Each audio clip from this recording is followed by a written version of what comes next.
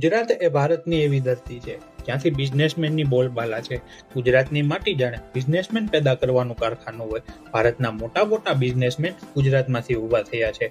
મોટાભાઈની રિલાયન્સ, ગૌતમ અદાણીનું અદાણી ગ્રુપ, રતન ટાટાનું ટાટા ગ્રુપ, આ બધાના હેડક્વાર્ટર ગુજરાતમાં છે અને આ કંપનીઓ ભારતની અર્થવ્યવસ્થાને વેગ આપે છે.